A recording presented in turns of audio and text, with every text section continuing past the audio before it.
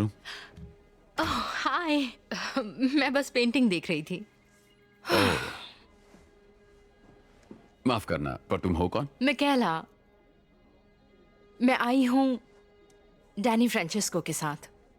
Exactly मैंने तुम्हें ऊपर देखा तो था।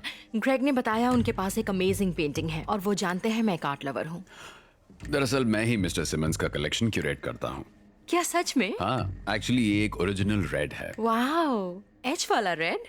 वाह, वाह, तो तुम आर्ट जानती हो, बहुत ही कम लोग पहचान पाते हैं। क्या तुम एक आर्टिस्ट हो? नहीं, मैं बस आर्ट की कदर करती हूँ।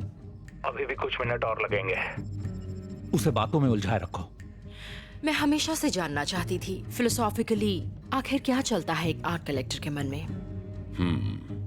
गहराइयों में झांकना चाहती हो? गहराइयाँ पसंद है। और सुन, ये बंदा तुम्हें पसंद नहीं आएगा।